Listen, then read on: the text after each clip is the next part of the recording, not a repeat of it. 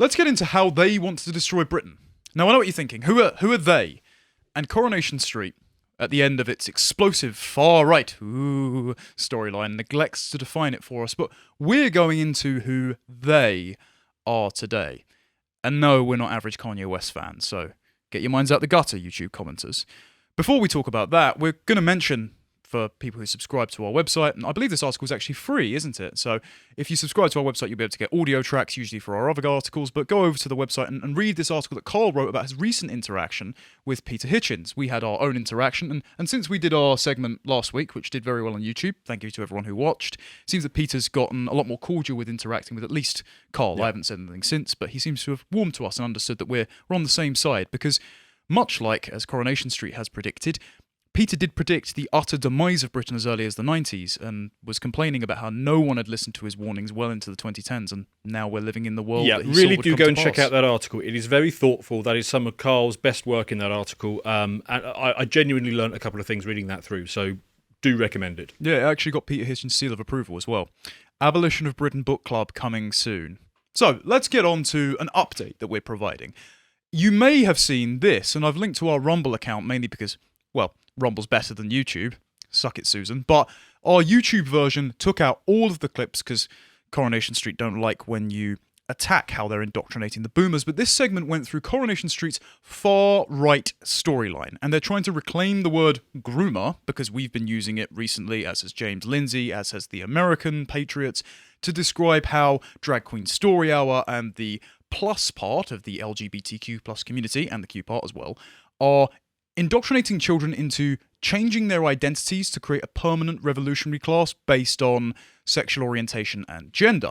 And Coronation Street, working with a bunch of government-adjacent organisations who set the agenda for things like Prevent, have been describing far-right extremism as the real grooming problem. So they've taken an autistic kid, I think he's actually got ADD, I was corrected by that, called Max, who's the stepson of David, part of the Platt family, one of the longest running characters in the Coronation Street saga, and he gets brought into a white nationalist extremist group who, on the night before the leader goes to the community centre to give a lecture on how the British native Brits are being displaced in their own homeland, the NHS is underburdened, mass immigration has its issues.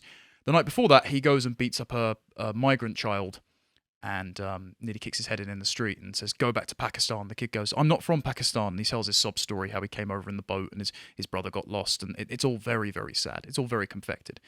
And then he gets approached outside the community centre by a police officer. They start filming.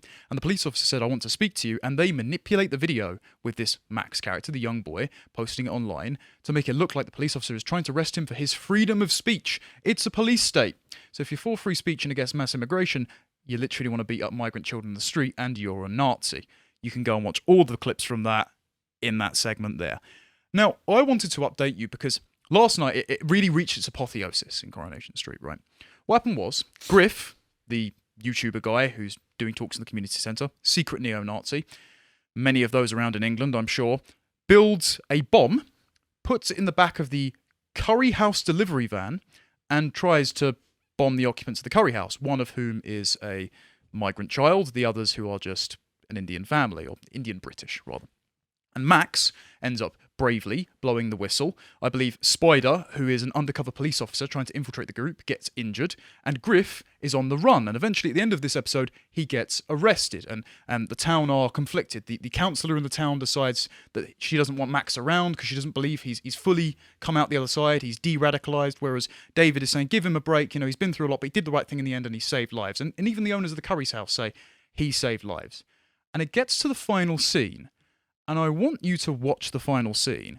If you're on YouTube, you won't be able to watch this. We're going to have to cut to black here, but you can go and watch the scene either from the link in the description on our website, it's also on YouTube, or it's on our Rumble or website versions of this podcast.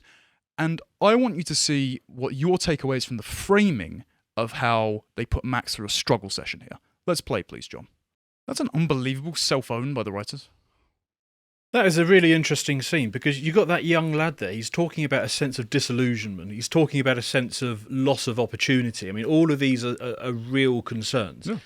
And because he's having trouble articulating them, and because they've linked it to this terrorist attack, which is, let's be fair, something obviously that they've wrong, created. everyone. Don't blow up people. I can't believe I would need to say that, but They're saying that these sentiments are sentiments that should not be considered or discussed or talked about. Yeah. Whereas, of course, in the real world, people have those concerns. They have a sense of disillusionment from their communities.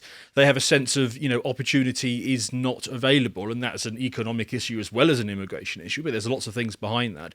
And because they're linking it to this imaginary terrorist attack, they're trying to say to people, these are things that you should not be discussing. yeah. So that is actually quite well done propaganda. Well, they're trying to marginalise your concerns. But, Yeah. So my dad, for example, doesn't watch Coronation Street routinely. As soon as my mum puts it on, the phone comes out. But he saw that scene and he said to me, and he pointed me towards this because I'd kept up with some of the other episodes because of what had happened before, but I'd just tuned out entirely. He said to me, it came off to him as if they were trying to say that Max is too stupid and he's still plugged into the indoctrination that Griff has fed to him, and he's being stubborn and doesn't quite get yet that he's wrong. But not only does it look like David's massively mishandled it, if that was the case, because he gets angry with him and dismissive of his concerns, and Max is a lot calmer and a lot more assertive, but also just because you can't quite articulate or don't necessarily know the causes behind why the world on your doorstep doesn't look how it used to, and why people of my generation and Max's can't get a house. We have our economic opportunities cut off from us. We don't feel like we're part of a grand national project. We've just had 2 years under lockdown. Just because you don't know who is causing it and the ideological and financial reasons as to why, doesn't mean you're wrong. And so it comes off like David is gaslighting and berating Max for genuinely trying to express the sentiment that, yes, an extremist tapped into, but he was only able to tap into it because you ignored it for so long that some nutcase used his legitimate concerns to recruit him for a terrorist activity. Yeah, which, by the way, didn't actually happen. It only happened on this TV series. Thanks to Max as well in this TV series, who said, I'm not a racist. And that is as well, the fact that he said it so confidently there, he said, I'm not, but guess what? Your mum and grandma actually agree with me that things used to be better as they are, and they aren't racists either. And he made a very good comparison and appeal to David, the character's own moral framework there, because he said, if you're going to indict your mum and your grandmother as a racist, then you are the extremist. You are the person that is denying obvious reality. And it's mad that the writers come down on David's side and not Max's. And the fascinating thing about that propaganda clip that we just watched is you can tell that they went into it with an agenda. They said, right, what we're going to do is we're going to take this worldview and we're going to discredit it. And we're going to frame it against a better worldview. But the problem is they only actually had one articulated worldview, and that was the sense of disillusionment and the sort of things that we often talk about and hear, the things that, say, Douglas Murray might have talked about in The Strange Death of Europe. They had actual arguments that they could put into the voice of their character to say, I feel that there's something going wrong here. There is something that I'm not happy with, even if I can't articulate it clearly. Whereas the other character, they were unable to find counter-arguments to put into his mouth, and that's why he had to get hissy and storm off, because there are no counter-arguments to these things, because the left has simply screamed racist for the last 20 years without bothering to make a case for the things that they're doing. And David himself brought up an attempted counter-argument saying, what, you mean white people? I mean, at ITV, yes, where Coronation Street is made, they have black and ethnic minority only hiring opportunities. The same with the BBC, the same with the intelligence services, the same with the civil service. So, actively under the canard of positive discrimination, which just means racism in your preferred direction, yes, white people are systemically disadvantaged in this country because the left occupies the institutions. And that is unfair. I would like colourblind hiring because I'm not an extremist, but you guys are. So stop gaslighting me into thinking I am the extremist just because I have concerns about my country. But it's fair to say that Max didn't articulate what people are destroying the country, right? Who are they, Max? What people? Well, it's the media and also the Conservative Party. Yep, the Labour Party as well. They're in conjunction. Pretty much all the parties are on board. But the Conservative Party, basically. Uniparty, we're stuck without options here other than possibly Reform UK. We'll see what efforts they galvanise. But anyway, the Conservative Party are the ones governing, but they're acting like they have their testicles in a purse overseas. And we can see this through this brilliant video from Remix from a constituency hearing in Skegness. And the Conservative MP is being booed, not by far-right extremists, but by everyday nans and granddads who have shown up to express their displeasure with the costs of mass immigration. Let's take a watch, please. The people saying, and I quote, the people saying send them back Legally, we can't. And you might that is simply a fact. I will get to questions, but let me finish the introduction. Conservative MP for the English seaside town of Skegness is under fire for the number of migrant males. Lots of you have also asked, why is it an entirely male population? Now, the short answer is that it is very, very largely men that make the journey in small boats across the channel. And that is because, for whatever reason, it is men who are more able to make that journey. One of the problems that we have with the nature of people still coming in the kind of numbers that they have is that I can't stand here and promise you that, for instance, those short-term bookings might not become more long-term. Well, you need to!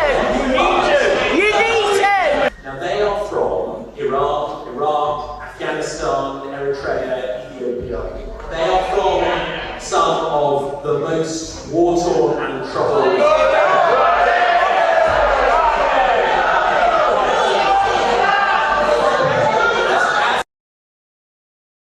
And then it gives a breakdown there as to the vote share.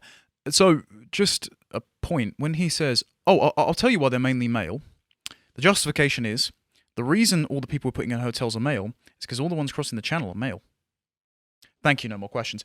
Okay, why are you accepting them? That's the point. If they're not vulnerable individuals, if they do not have a legitimate asylum claim and merely they dump themselves on our shores and say, give me money. Give me money so I can spend it at JD Sports and on cigarettes. So I can we're spending... As of October, and the numbers have just gone up, nearly 7 million, I think it's 6.8 million a day on housing these people. Meanwhile, I can't get a house. Max in Coronation Street can't get a house because a third of our paycheck is partitioned off to people, adventurers who are safe in their own countries or in the countries they pass through, arriving on our shores and expecting to be put up in hotels that I would otherwise have to pay to stay in on holiday. And he's wondering why he's getting booed. No. Coronation Street are wondering why there's a large constituent of the British public who are expressing Max's views, not in the violent way that Griff is, and feeling dismissed when folks like David, who are in the Conservative Party, say, shut up and go away, peasant, I'm not doing anything about this. This can't continue. There was a clear bubble mindset that he's in. You can tell that he spends all of his time in Westminster and he rarely engages with people back in the constituency because the clear message from all of that is, look, you don't understand it. Your problems are actually illegitimate. You need more sympathy for these people because they're from war-torn countries like France and wherever else these boats head off from. But the message throughout is that these concerns are illegitimate and you're wrong to raise them. Yeah, and also, again, Albania, not a war-torn country. It's a country where Brits go on holiday. Just because they are escaping the terrible countries that have been made awful by the ideologies of Islamism and socialism doesn't mean we have to pick up the bill. If anything, we should be totally withdrawing any business deals from these countries until they keep their people there. Because we don't want them. We do not have the space nor resources. We are not the world's dumping ground. We do not owe you people anything because I am not owed anything by my own country because I have to work for every damn thing I get as a young man. So does Max. So who are those people? Well, the politicians that are sitting on the sidelines and making money while we're all getting poorer. And such politicians like this betray exactly how it is a uniparty, as you said, because now a former Tory minister has quit the Conservative Party and now backs Keir Starmer because she's seeing the way that winds are blowing. Labour are massively ahead in the polls, mainly because Rishi Sunak is as uncharismatic as a cardboard cutout of Rishi Sunak, and he wasn't elected. So Claire Parry O'Neill, who was in Theresa May's cabinet, that's how high up she was, right? Former Prime Minister, making policy within the government, says she has lost faith in, quote, cavalier and, quote, self-obsessed Conservatives. As much as I like and admire the Prime Minister and the Chancellor, she admires the man who wanted to lock us down under the Chinese model, whose wife works for the Chinese government. Says a lot about her character. They are too beholden to a party dominated now by ideology and self-obsession to deliver the big changes. We need a fact-based, competent way. Miss Perry O'Neill praised Sir Keir, the Labour leader, expressing confidence they would provide sober, fact-driven, competent political leadership. Labour's policies on the transition to green energy look exciting and can only help the UK benefit from the economic opportunity. Now, bear in mind, they haven't got that much of a difference, but the Labour policies that do differ from the Conservative Party are as follows. They want a publicly owned, 100% green, mainly renewable, because their base doesn't really like nuclear, even though they said they'll commit to nuclear, energy by 2030, so it knocks 20 years off the target, which is so unaffordable it cost £3 trillion and only meet 26% of energy demand, so it would cause another energy and financial crash. They want to criminalise misgendering, which he said at the Pink News Awards. They supported BLM. They've supported a second Brexit referendum. They supported nuclear disarmament under Jeremy Corbyn. And they want to de jure decriminalise all channel crossings because they've said to end illegal migration, we need safe legal routes. Right. So that means everyone gets to apply. And we still pay for it. I mean, yes, if you just decriminalise things, yeah, I guess you stop the criminal crossings, yeah. Yeah, you stop people trafficking, but you don't quite stop the cost or the housing problem. It's almost like they want to destroy the country. Oh, we can't say that. We'll be called racist by David from Corrie. So let's look at the effects here, right? This disaffectedness of folks like me, or Max's character, is having an impact on the Conservatives' electoral viability, and we're going to be sure to get Labour and all those horrible policies. How the Tories can defuse their demographic time bomb in The Spectator. Now, this is the only article that Joe Hackett has written in The Spectator. The Spectator's been going downhill recently with some poor hires. I hope this is the only article he writes, because this is utterly incompetent and it's going to ensure the continued collapse of the country. I don't much care about the demolition of the Conservative Party. I have the Peter Hitchens opinion on that. I care whether or not I can buy a house and have a family, and all of the politicians, other than maybe one or two like Christopher Chope and very Lee short Anderson. list. Yeah, maybe a handful. Desmond Swain, maybe Jacob Rees-Mogg. Everyone else is complicit in destroying that ability for me and plenty other people my age. So, historically, young voters have been left-leaning and become right-leaning as they got older. It's the old phrase of, if you're not left when you're young, you don't have a heart. If you're not conservative when you're older, you don't have a head. Suppose I'm heartless. The Tories appear to have stress-tested this theory to the point where the elastic has snapped. What's worrying for Tories is the fact that Zoomers are like millennials, but even more so. In the mid to late 2010s, there was a fleeting hope among some on the right that the popularity of politically incorrect YouTubers, would translate to an anti-SJW backlash among Zoomers. But no, they drink even less than the already sober millennials. That's not necessarily woke, to be honest. Have even less sex than the already abstinent millennials. Zoomers vote Tory even less than the already socialist millennials. This is what happens when you deprive people of a future, obviously. If they've got no vested interest in the continuity of their country, and the party themselves don't demonstrate the ability to reform that, then lots of them just go to the government and go, give me money. See me through this hard time. They get obsessed with crises when they have no internalised, localised sense of meaning. When you don't have a family to care for, you start engaging in grand projects like the climate crisis. So what are his solutions in this article, right? Here's a short to-do list. To start, cut the funding to political activist NGOs, stop charity and CIC status being used by political activists. Now that sounds good on the surface. Do you know who he has in mind? No, go on. Yes, this would affect the IEA. No, I don't care.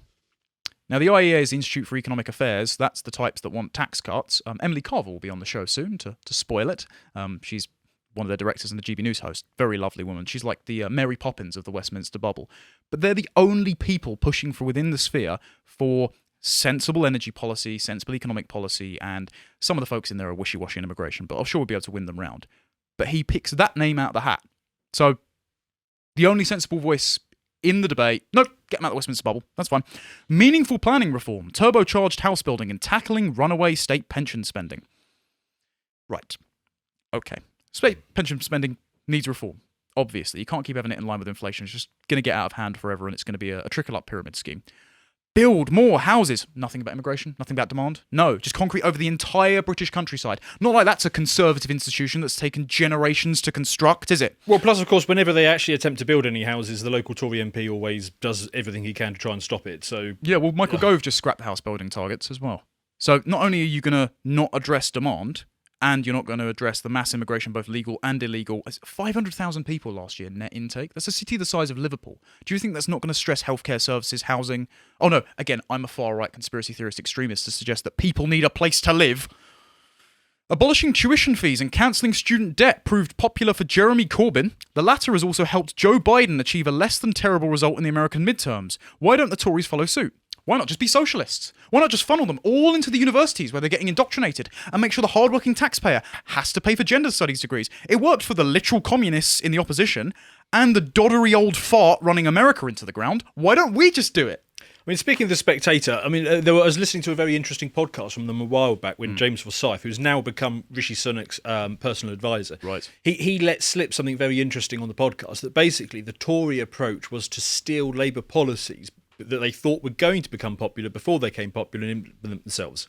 So the Conservatives, I mean, it is uniparty. They have the same policy. And I'm glad that you put up that policy list earlier, because up until that point, I was really struggling to think of any policy differences between the two parties. Yeah, they're just pressing the acceleration pedal on demolishing the country. But the Tories are still a couple of years behind Labour, or occasionally they come out in front to seem like they're outpacing them the Blairite paradigm, because no matter what, we still live in Blairism. We've just got our flavour of how quickly and how dry we are made to bite the pillow and think of England. The only difference between the two parties is that one is socialism at the speed limit and the other one is trying to get there a little bit faster. Mach 10. Yeah. And then the last one in this is British millennials, and especially Zoomers, are very progressive on woke social issues like race, immigration, Brexit, historical memory, free speech, fourth wave feminism, criminal justice, sexual and gender identity. They see the Tories as insufficiently committed to these causes at best and outright bigoted at worst, and therefore could not imagine ever voting for them. What do you think he says? Should the Tories double down on being having a conservative identity to provide a stalwart opposition for the disaffected Brits who don't like either party? Actually because make they a believe case men for and women? conservatism, perhaps? No, this gives the Tories the choice of two wires to snip. So actually cut one part out of the party is the analogy here. One is that they should stop using culture war politics and come to terms with diversity and inclusion. In short, the party should try to neutralise the issue by aligning itself with the woke, which is what I'll call it in lieu of a better word, views of most young voters. Right, so accelerate the demise of the Tory party by becoming race and gender and sexuality socialists. We're doomed. We're actually doomed. Because if this is meant to be in the right-wing press, the Spectator, what voice do we have except us? And then when Labour come in, what happens? Oh, suddenly speech codes. Oh, you misgendered this trans rapist. Oh, guess your entire enterprise is shut down, lads. The Lotus Eaters will be refugees to bloody Tennessee at this point. So this leaves us with this article. Why would anyone under 45 vote Tory? And the article again just says, build more houses, and the young are so disaffected. We don't believe the Tory party are uniquely contemporary on social issues like women's rights and gay activism. That's got us to this place. Why are we placating to the indoctrinated people who have come out of the universities? Why are we funneling more in there? Why are we acquiescing to the leftist framing, which will always run us aground on the rocks of reality, that will run our coffers dry, and that will create an unimpeachable identity class, the minoritarian religion, civic religion that Callum has said often has replaced our sense of national identity? Why would we basically create an identitarian dictatorship just quicker under the guise of conservatism if you actually wanted to win young people over, or most of the British public over? Like, at this point, you just have to think that there are globalists in the Conservative Party who agree on the 2030 agenda that don't care which party's in power because they're going to profit from it anyway, and they must be steering the ship. Because there are some Conservative activists, some MPs even, that might be defecting, just tearing their hair out at what their party's doing because they can't do anything else. And so it's hard to believe that young people or most stalwart Conservatives have a voice. And I'll just end it here, basically, by saying, don't listen to the politicians and soaps. Don't be gaslit into thinking the demolition of your own country is a good thing. Show up to constituency hearings. Make your voice heard on social media that you don't like things like Corrie telling you you're a racist, or your MP saying that we won't do any legal action to get rid of the illegals. Don't take it lying down. Mount a defence, and hopefully we can galvanise some sort of political opposition in the near future. But sorry to be Hitchens on this, but it's not looking good, is it? If you appreciated that segment from the podcast of the Lotus Eaters, you can go to lotuseaters.com to get access to all the premium content we have on the site, such as the book clubs we do, this one on Gad Saad's The Parasitic Mind. If you'd like to find out what else we're putting out, you can follow us on Getter at lotuseaters_com on Getter. Thank you and goodbye.